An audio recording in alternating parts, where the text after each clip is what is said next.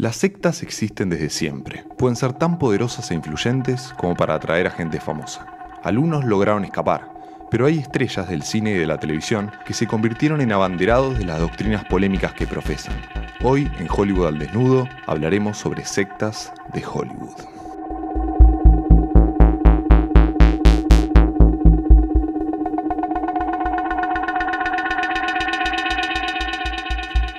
El clan Manson es uno de los primeros antecedentes fuertes y nefastos de una secta vinculada a Hollywood. Se trataba de un culto liderado por Charles Manson, un líder carismático que le había lavado el cerebro a un grupo de seguidores para obedecerlo ciegamente.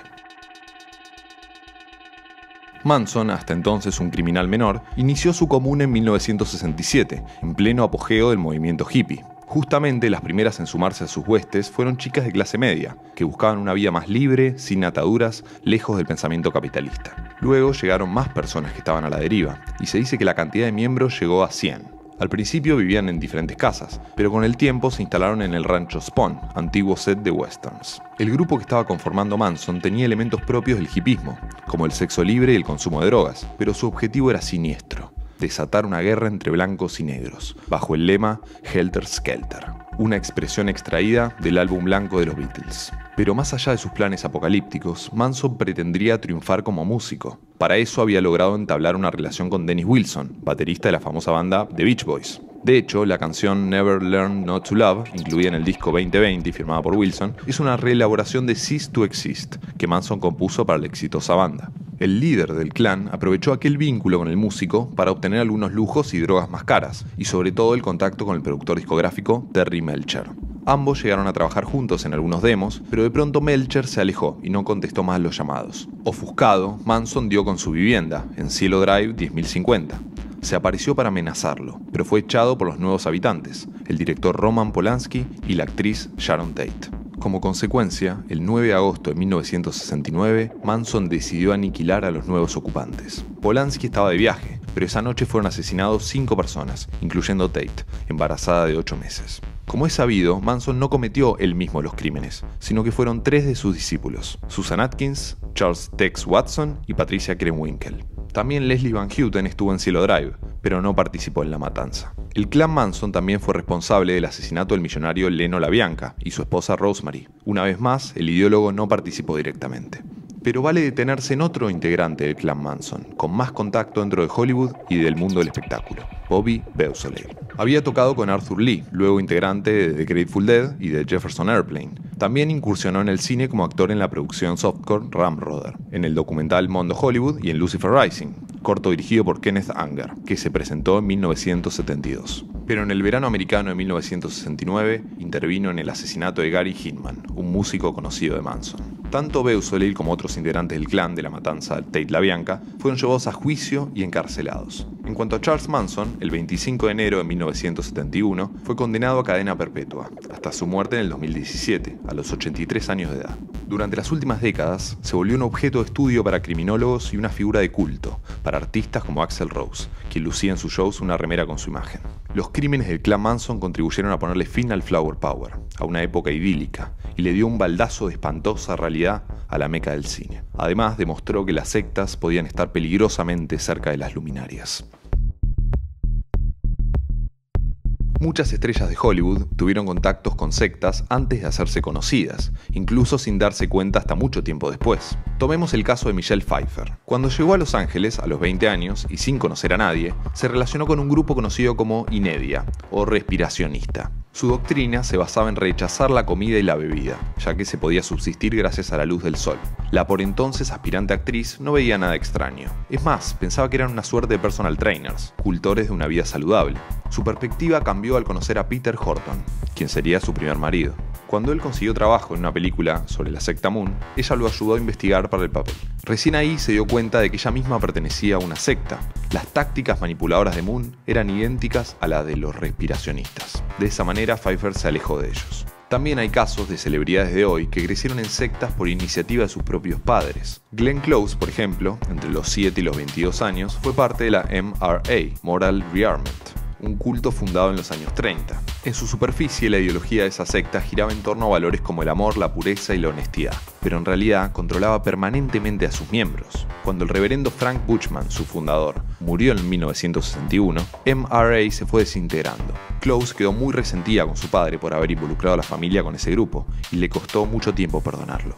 Un caso similar fue el de Winona Ryder. La actriz pasó una parte de su infancia dentro de la familia Arcoiris, una comuna surgida en 1972, con principios basados en la paz, la fe y la tolerancia. Una agrupación que se alimentaba de las cosechas y vivía sin electricidad ni agua corriente. No tenía un líder y podía incluir a personas de distintas religiones y estratos sociales. Ryder y su familia recalaron allí cuando ella tenía 7 años, pero se marcharon 3 años después. Otros actores que también tuvieron experiencias con sectas fueron Joaquín Phoenix y su fallecido hermano River. Sus padres eran hippies y en 1973 se unieron a Niños de Dios, por lo que vivieron en países de Latinoamérica. De hecho, Joaquín nació en Puerto Rico, pero Niños de Dios utilizaba prácticas sexuales que incluía menores de edad. River llegó a confesar que eran obligados a practicar juegos sexuales con adultos y que perdió la virginidad a los 4 años. Por suerte para él, Joaquín y sus hermanos, los padres reconocieron las perversiones impuestas por el líder, David Berg, y se fueron de allí. De regreso a los Estados Unidos, la familia dejó atrás el apellido original, Bottom,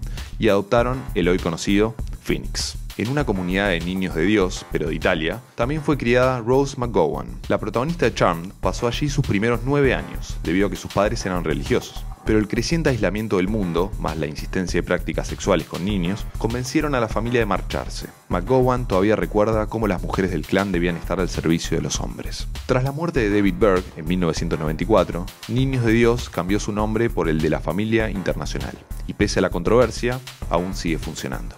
La situación de los hermanos Arquette fue muy dura. El padre de los futuros actores, el también actor Louis Arquette, era devoto de la secta Subud, proveniente de Indonesia. Louis y su esposa pretendían fundar su propia comunidad, carente de servicios básicos como electricidad. Pero los hermanos no pudieron soportar la presión. Incluso David Arquette se hizo adicto a las drogas para calmarse.